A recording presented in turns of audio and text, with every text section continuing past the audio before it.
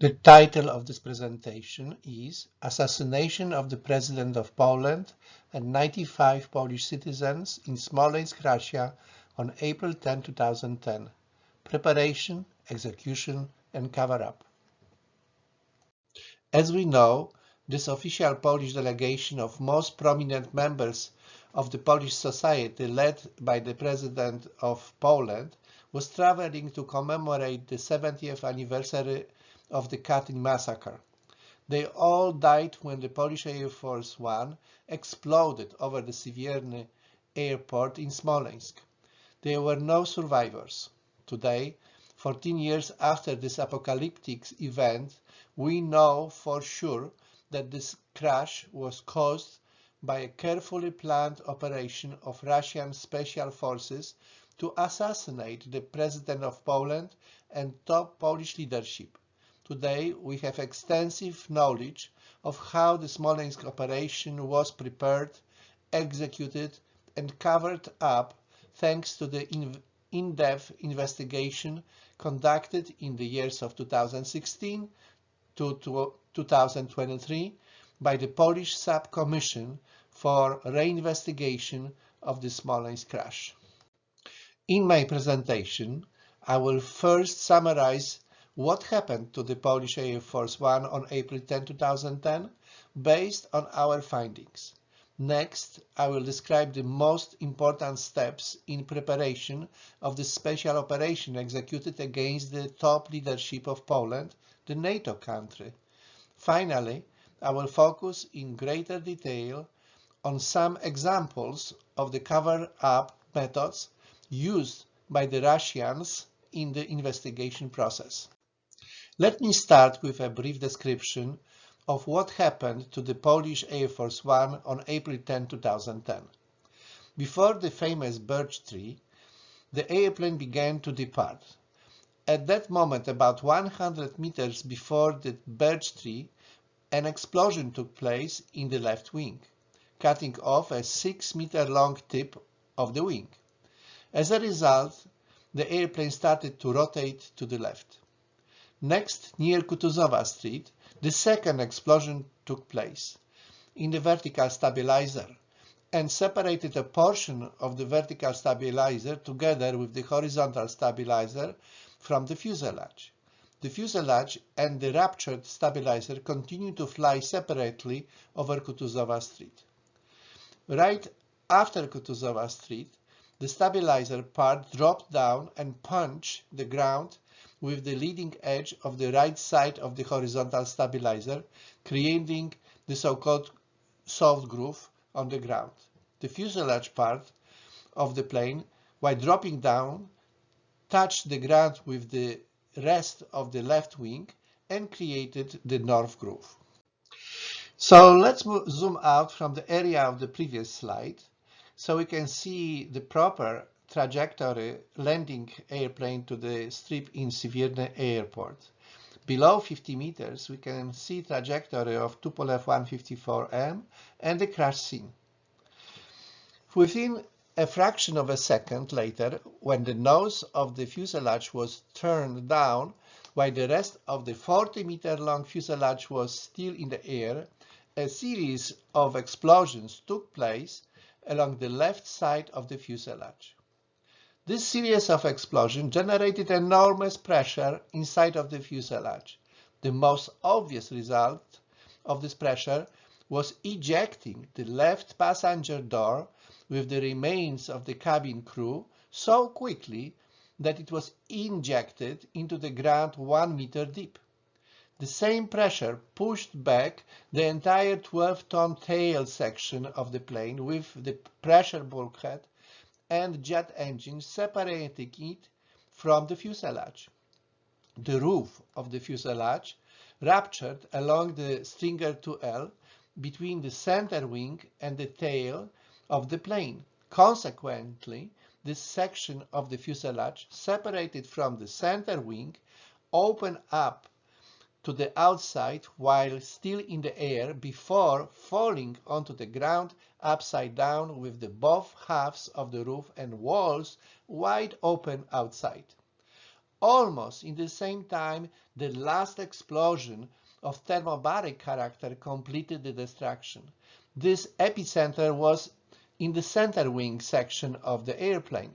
This last and the largest explosion was designed to assure that all people on board are killed.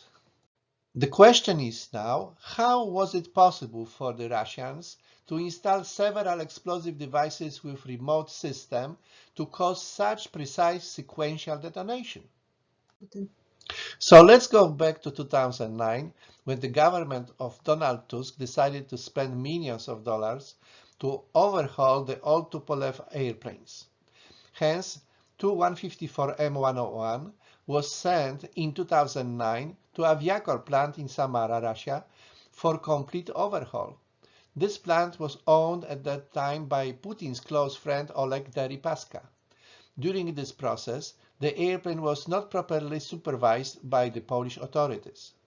As you can see in this photograph, the airplane was completely stripped of all internal or external equipment, wings, jet engines, even paint, for a period of several months. So there was easy access to internal parts of the airplane to install sophisticated explosive installation in the internal structure of the plane before putting back all parts together, covering everything with paint, installing panels, and placing furniture and accessories. As a result, all areas with explosives were not accessible to people or dog inspection. By late 2009, Putin received reports that the airplane was ready. So preparation began for the special operation in anticipation of the visit of the President of Poland in Katyn for the commemoration of the 70th anniversary of this massacre. On January 1, 2010, the Command Center for Crisis Situation was created in the Smolensk region as part of a directorate of the Ministry of Emergency Affairs of the Russian Federation for the Smolensk region. This center put under single command all emergency services in the Smolensk region. April 7, 2010, after the ceremony in Katyn, with the participation of Prime Minister Tusk, Vladimir Putin met with the governor of the Smolensk region, Antufev. The official topic of the meeting was the development of the Smolensk region, including the Severne airport, used as both military and civilian airport. April 9, 2010, the governor, Antufev, of the Smolensk region issued a decree to change the official holiday from Saturday, April 10, to Tuesday, April 13. April 10, 2010, Colonel Mikhail Osipenko, head of the main directorate of Command Center for Crisis Situation, created on January 1 in Smolensk, ordered to position the fire emergency group about 200 meters from the place of the future crash. He issued this order 3 hours before the crash of the Tupolev 154M. After the crash, Colonel Osipenko was so proud of his decision to position his forces so close to the crash site that he could not stop bragging to every reporter that he was able to be on the crash site within 5 minutes. His unsolicited testimony corroborates the fact that indeed Russian officials anticipated the crash. In December of 2014, Osipenko was demoted from his post and rank personally by Putin. At the time of the crash, 2 regular people who walked near the fire trucks positioned for action ran quickly in the direction of the disaster. Vladimir Savonenko took 2 videos with his phone. The first one, a short video made at 10:43 on the crash scene, recorded the first fire team action and several gunshots in the background. The second video was made at 10:46 a.m. on his way back from the crash scene. It recorded the fire emergency group together and their commandant moving to the crash scene within 5 minutes of the crash. In this slide, you can see the satellite image showing the path along which Safonenko and another witness, Alexei Kachaov, ran into the crash scene.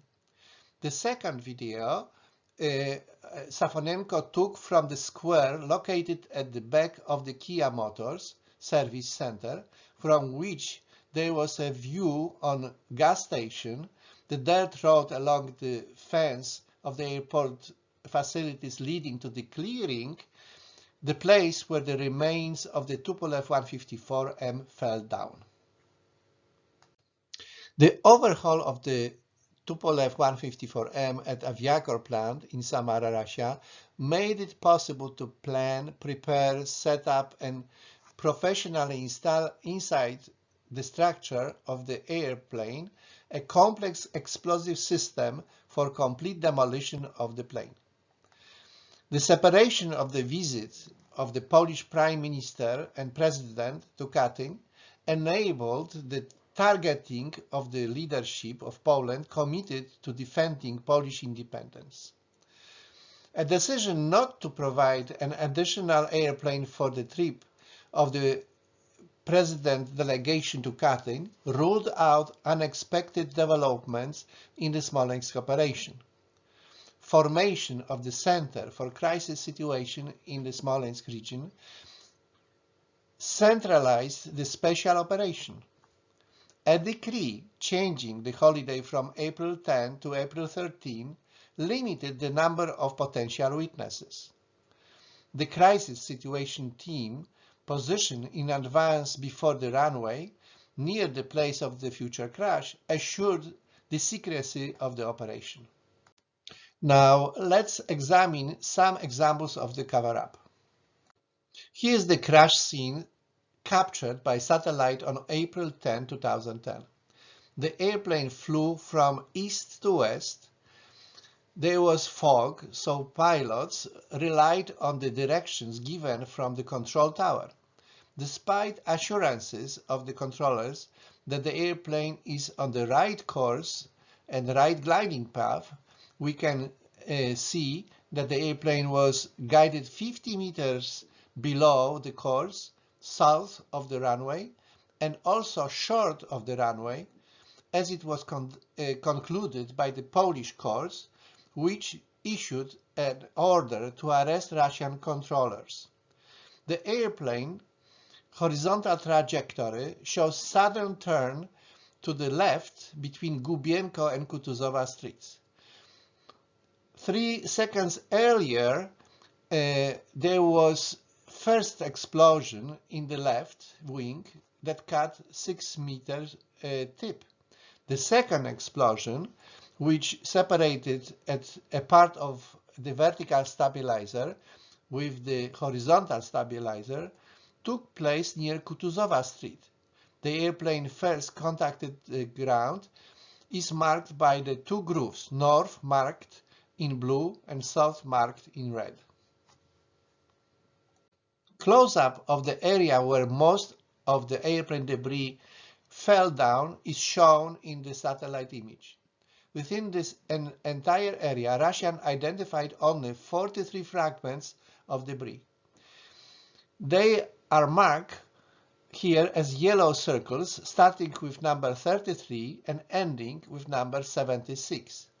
In reality, there were about 60,000 larger and smaller pieces of debris in this area, as marked in blue color spots on this slide.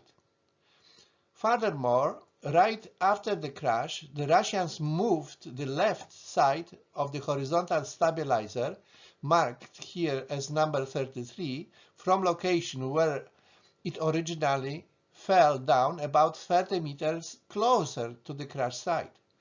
Despite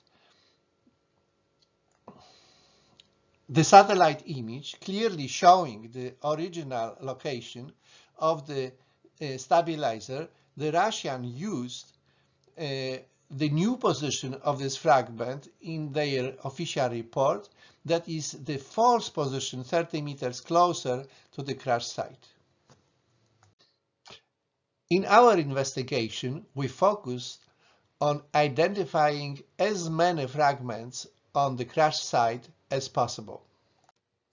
Our expert, Mr. Tomasz Ziemski from our commission, conducted a thorough and extensive analysis of all available photographs and videos made of the crash site and developed a special methodology which allowed him to identify beyond any doubt many more fragments on the crash site. They are marked on the map with various color circles. Our expert was able to associate each fragment identified on the field of debris with a particular location in the structure of the airplane. In color red, he marked all parts identified from the left side of the airplane. And in color blue, all parts identified from the right side of the airplane.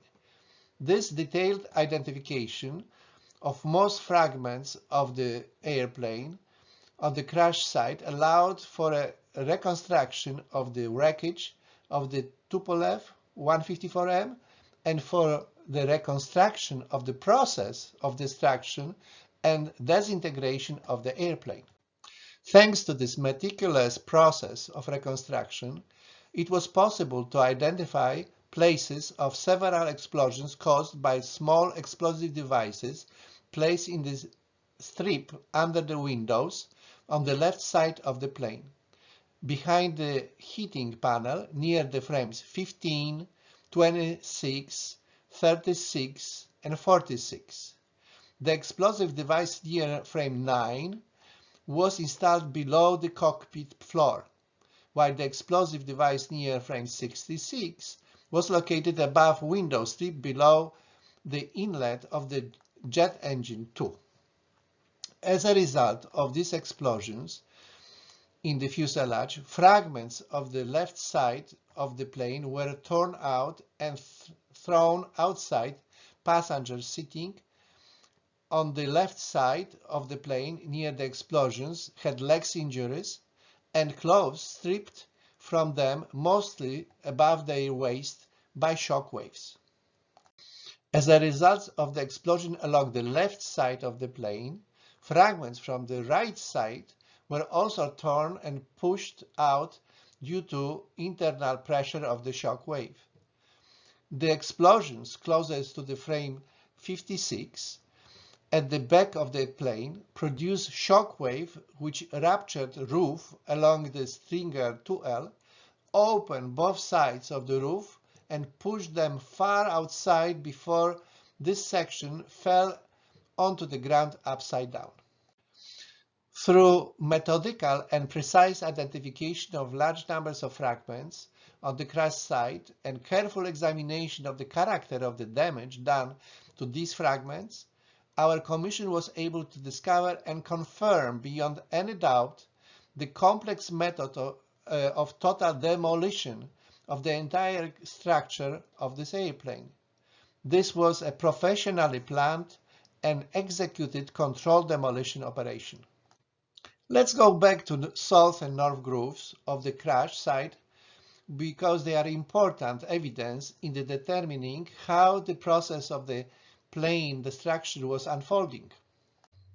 After the first explosion in the left wing, the second explosion took place near the Kutuzova Street in the vertical stabilizer and separated a portion of the vertical stabilizer with the horizontal stabilizer from the fuselage. From that point on, the two separate major parts of the airplane continue flying separately. The T-shaped stabilizer continued to fly, rotating until touching the ground with the right tip. The right leading edge of the horizontal stabilizer punched the ground at about -10 degrees, creating the south groove. Red paint from the right tip of the stabilizer was identified in the south groove. At the same time, the rest of the airplane continued its rotation until touching the ground with what was rest of the left wing, with orientation almost negative 90 degrees, creating the north groove in this process. The area shaded with yellow on the satellite image on the left indicates the location where fragments from the vertical and horizontal stabilizers were found. North of this area, there was a similar second area where only fragments from the left wing were found. These two independent debris fields prove that the T-shaped stabilizer was not attached to the rest of the plane when falling to the ground. Eventually, the right side of the horizontal stabilizer impacted the ground, as shown on the right picture, with the entire length of and broke from the vertical stabilizer to be stopped by small trees and bushes. Close-up picture of the right side of the horizontal stabilizer shows typical compressive damage of the leading edge. In the red circle, we can see the beginning of the south groove. The lower central picture, taken at the beginning of the south groove in the first hours of the crash, clearly shows pieces of red paint in the grass. This picture was withheld from the Polish side and subsequently was covertly acquired by people who work with our commission. This picture shows pieces of the paint from the tip of the right side of the horizontal stabilizer. Since the left side fell down closer to Kutuzowa Street, item 33 later moved by the Russians, then this paint, together with fragments from the right side of the horizontal stabilizer found in the area of the south groove, prove that the right side of the stabilizer had to punch the ground with the leading edge. This was also included in the preliminary Russian report, together with the cartoon demonstrating an angle of negative 200 to negative 210 degrees. Subsequently, this paint evidence disappeared from the official Russian records. Furthermore, fragments of the right horizontal stabilizer photographed in sector number 13 on April 11, 2010, and marked by Russian investigators with number 29, 30, and 31 were not entered at all in the official Russian report from the inspection of the scene of this incident. They were also not marked on the plan diagram attached to the report, which we show here. We added in red what was omitted by Russians. Careful comparison of available images and witness testimonies with activities of the Russians at the crash site revealed proof of tampering with crash site evidence by Russian investigators. The largest fragment of the fuselage with the ruptured roof along stringer 2L due to internal pressure while still in the air fell upside down with the wide open sides. You can see here from the left, roof above left side of the wall, then fuselage bottom, then right side of the wall, and roof above the right side. If we compare edges from the left and right sides of the ruptured roof, we can see that they fit exactly, proving that the rupture of the roof was produced by the internal pressure in the fuselage when it was still in the air. In the evening of April 11, 2010, the Russians used an angle grinder and hydraulic shears to cut off this part of the roof from the left side of the fuselage. Next, the cut-out part of the roof was cut into the two smaller fragments A and B. All these actions were fortunately photographed and videotaped from a distance by telephoto camera.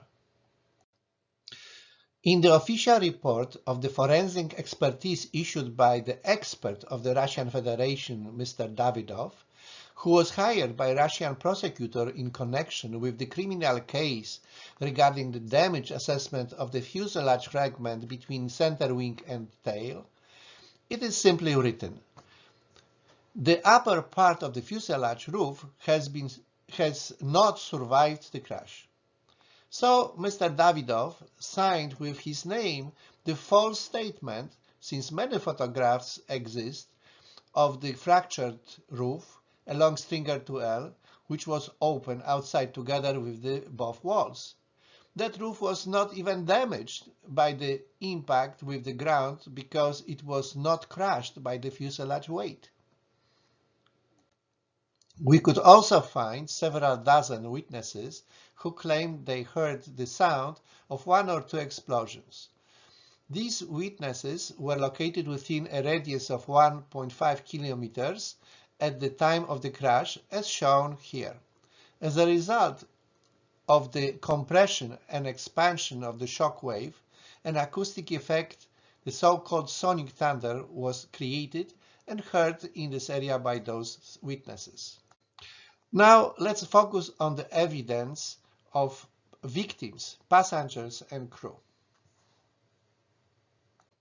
On this map you can see location of victims' body parts or bodies that were identified in all sectors from 0 to 13. All bodies and body parts were photographed and described for the autopsy reports. To better understand how the Russian investigation was conducted, let's focus on Sector 1, the one that is the closest to the front. There were 14 bodies in Sector 1. Investigators walk along the dotted path, marking each body with the first number indicating the sector number and second number indicating each body number. Let's represent each body from the Sector 1 by the avatar in upside-down position, assuming the moment of explosions. Indicated in yellow are parts of bodies without clothing. As you can see, only one person in this sector, marked as body number 7, is fully dressed. All the others, sitting closer to the center of explosions, were exposed to the powerful shock wave which ripped off cloth from them. As you can see, victim number 4 is almost completely naked. In the autopsy report, however, the condition of his body is described as follows. The body was dressed in dark gray trousers, belt, black shoes, black socks, gray underwear with black and blue ornaments. On the finger of the right hand, metal belt in the yellow color. Similarly, misleading descriptions were written for all other victims. The bodies of the cockpit crew were identified mostly in sectors 1, 2 and 3, and some parts were found in other sectors. Remember the passenger door 832, ejected close to North Groove? The brain of the cabin crew was injected into this door through the cracked plastic cover by the explosion on the left side of the fuselage. Together with the right hand, the door was ejected by the explosion from the fuselage to be found in the sector 12, 1 meter deep.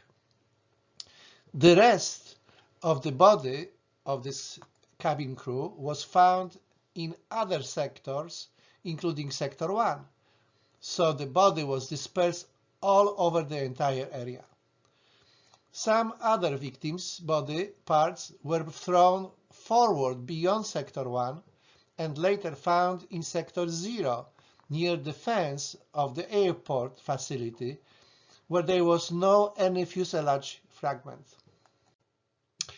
We noticed that Russians paid close attention to the seats, so we also decided to pay close attention to the passenger seats. By comparing the same seat parts the day after the crash with the same seat weeks later, we found, as it is shown in this case, that Russian officials were removing upholstery from some seats and took away torn and laminated trays from the set.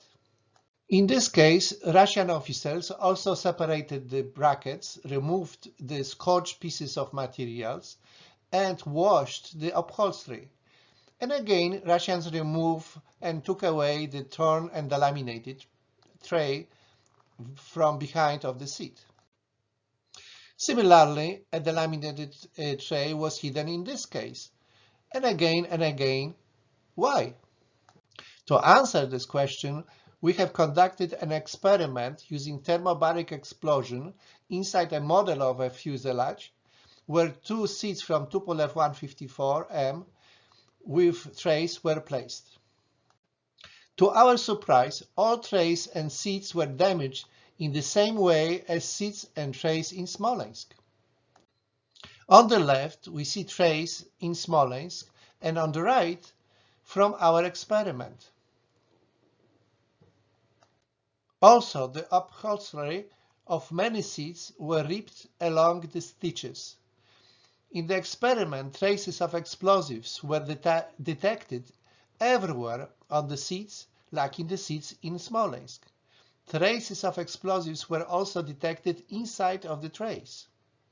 On the left, we see seat ripped along stitches from the Smolensk, and on the right, similar damage after our experiment. One observation leads to another. We noticed that all seat legs were ripped off from the floor attachments. Was it due to high inertia force, as Russians claimed? We have commissioned the experiment for 16G to observe the effect of inertia force from hitting the ground by the fuselage at a low angle, as Russians said. The experiment showed that although 16G or higher inertia would separate seats with the fastened passengers from the seat legs, but the seat legs remain attached to the floor. Since in Smolensk all seat legs are ripped from the floor, it means that different nature force than the inertia force caused the detachment of the seat legs from the floor. We concluded that as a result of explosions in the strip under the windows of the left side of the fuselage between the sheeting and the heating panels near the frames 16, 26, 36 and 46, a shock wave was created before any inertia could even develop. Shock wave traveled perpendicularly to the direction of the flight. This wave pushed rows of seats located on the left side of the fuselage towards the right side. Because the legs of the seat were permanently attached to the floor, the upper part of the legs were bent in the direction of the shock wave, as shown in this photo. Close examination of the floor tracks where the seats were attached proved that visible deformation and breakage of the floor tracks between frames 38 and 39 was caused by the movement of the seat structure perpendicular to the direction of the flight. It means before the inertia loads even developed. It means the fuselage was still in the air. The experimental results show that to break the seat track connection, the force must be larger than 3,000 pounds or 1,500 kilograms per attachment, so the force produced by explosion was huge to separate all legs of all seats from the floor before inertia force developed. Let's focus now on detected traces of explosives. Despite Russian effort to wash fragments obviously exposed to high temperature of an explosion, traces of explosives were found in many places inside and outside of the fuselage. Traces of explosives were found on the metal structures of the seats. and on fragments outside of the fuselage near the frames number 16, 26, 36, and 46, which means near the explosion epicenters. From the literature we know that a thin sheet of aluminum subjected to explosion is fragmented and deformed into curls and petals. Such fragments constitute hardcore evidence of explosion inside the fuselage. On the crash site, we found numerous concentrated areas with curls and petals. All fragments of the fuselage with curls and petals are deformed in the direction outside of the fuselage, so they could only be produced by explosion inside the fuselage. Those fragments, as well as the other 60,000 fragments of the disintegrated airplane, fell on the ground as a rain of small fragments.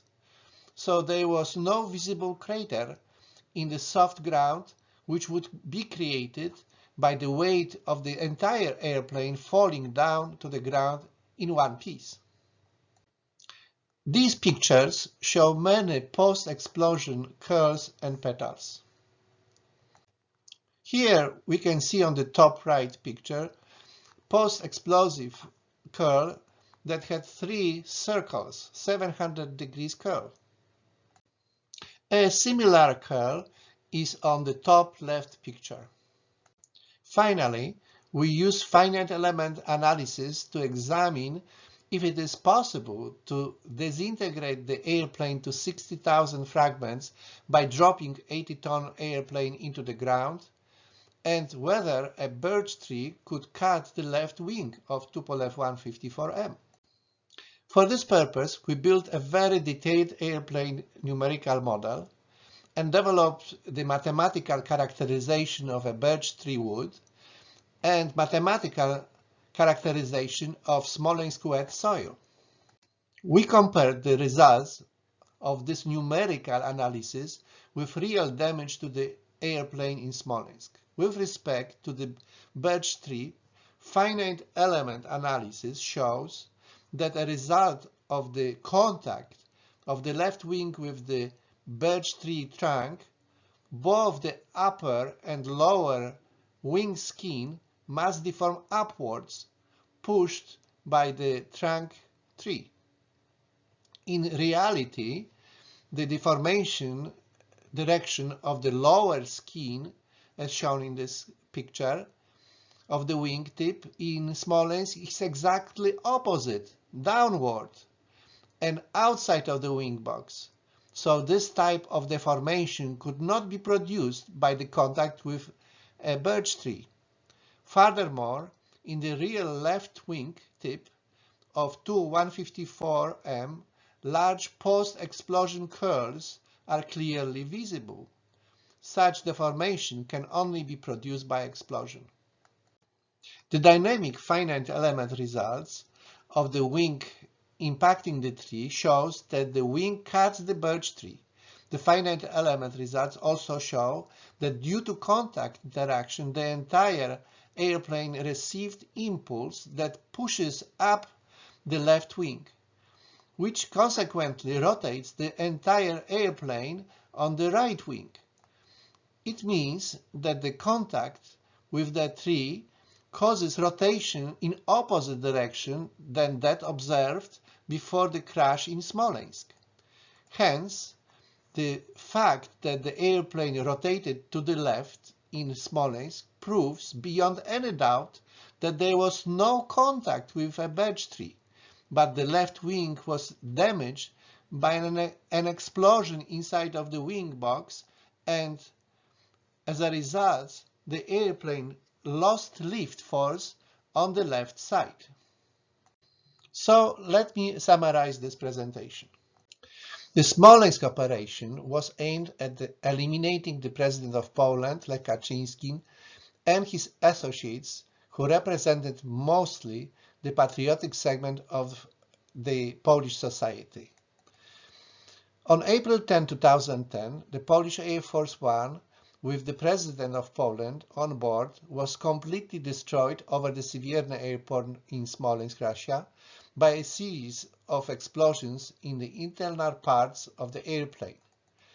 The explosions took place first in the left wing approximately 100 meters before the birch tree, next in the vertical stabilizer near Kutuzova Street, next in the regular intervals along the left side of the fuselage, and finally in the center wing structure of the airplane.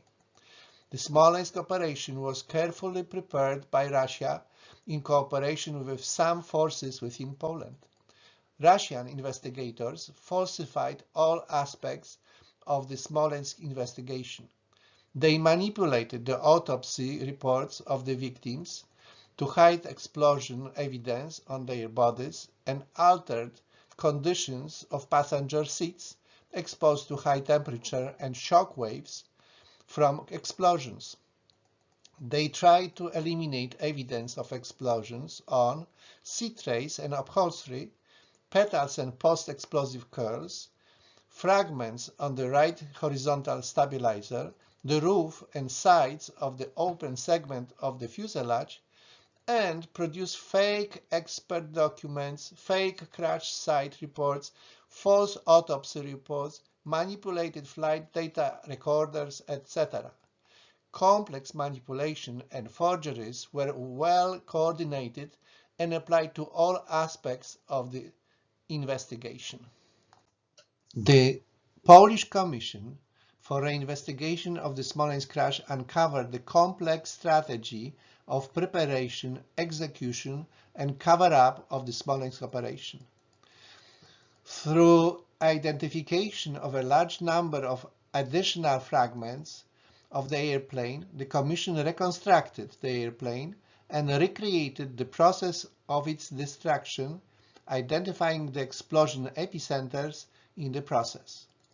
Scientific analysis has shown beyond any doubt that the left wing could not be cut by the birch tree as claimed by the Russians. A virtual experiment of crashing the entire airplane into the ground in accordance with the initial conditions from the Russian report would produce small number of fragments and deep crater in the soft ground. Such evidence was not present in the crash site in Smolensk. The complex process of manipulations and forgeries by the Russian investigators was supported by the massive media campaign in support of the official Russian version of events. The aim of the Smolensk operation was to eliminate the patriotic leadership of the Polish society and to discredit the Polish president, the Polish general, the Polish pilots, the Polish armed forces, and Poland as a member of NATO alliance in the eyes of the international public opinion. Thank you for your attention.